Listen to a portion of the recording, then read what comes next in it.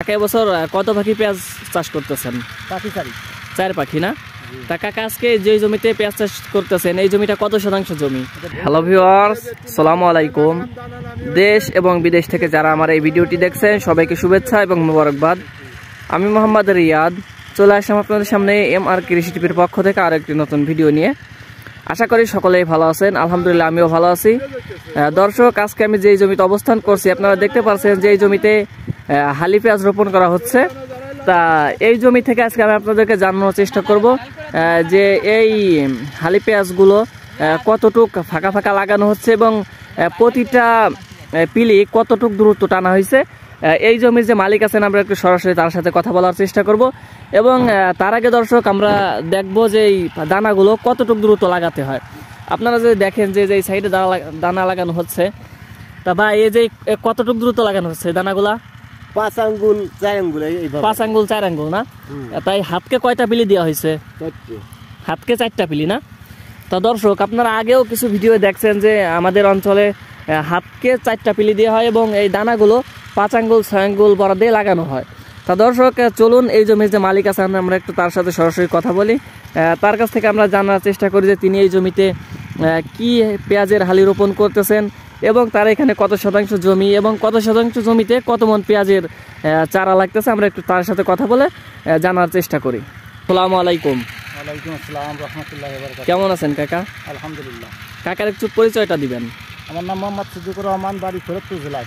জি কাকা, এবছর কত পাখি পেঁয়াজ চাষ করতেছেন? পাখি 4 পাখি না? তা কাকা আজকে যে জমিতে পেঁয়াজ চাষ করতেছেন এই জমিটা কত শতাংশ জমি? 20 শতাংশ জমি। 20 শতাংশ জমি। তা 20 শতাংশ জমিতে আপনার কত মন দানা লাগতেছে? 4 মন 3.5 মন, মানে 3 থেকে 3.5 মন থেকে 4 মনের মতো দানা লাগতেছে। তা কাকা এই মানে দানাগুলো কি আপনার হাতের নাকি? আমার নিজে রোপণ করছিলাম চারা বীজ, সেখান থেকে তুলে আনছি। তা মানে এটা কি জাতের বীজ? এটা লাগে লাল তিল। এটা হচ্ছে লাল তিল না? কাকা আপনি যে বীজটা রোপণ করছিলেন এটা কি আপনার হাতের বীজ? জি। ও, তা আপনি যেই আমরা দেখতে পাচ্ছি লাঙল দিয়ে নালি টানছেন, এই মানে এই লাঙলটা কয়টা পিলি হচ্ছে? 4টা পিলি। মানে এখানে কতটুকু দূরত্ব আছে? 1 হাত? হ্যাঁ, 18 ইঞ্চিতে 4 পিলি। 18 ইঞ্চিতে 4 পিলি না? ও, তা দর্শক আশা করি আপনাদেরকে আমি সব কিছু জানাইতে পারছি। এই যে আপনারা দেখতে পাচ্ছেন যে কত সুন্দরভাবে যে পিলিগুলো টানা হচ্ছে। তা দর্শক যাই হোক, এই ছিল আজকের ভিডিও। তা আমরা একটু এনার কাছ থেকে জানবো যে বছর পেঁয়াজে কেমন খরচ হচ্ছে এবং ঔষধের দাম কত। কাকা এবছর ঔষধের দাম কিরকম? দাম আগে বোতল প্রতি 150 টাকা বেশি, মানে সব ওষুধের দাম এখন বাড়তি না? তো এবছর পেঁয়াজের দাম তো আরো কম আমরা দেখতে পাচ্ছি। কৃষকের খুব কষ্টের মধ্যে আছে। জি, মানে পেঁয়াজের দাম যদি এরকম থাকে তাহলে হয়তো সামনে বছর মানে কৃষক আর এরকম পেঁয়াজ যেই লাগাতে পারবে না। মানে এরকম এবছর যেরকম একটা আগ্রহ নিয়ে পেঁয়াজ চাষ করতেছে সামনে বছরের আগ্রহটা থাকবে না।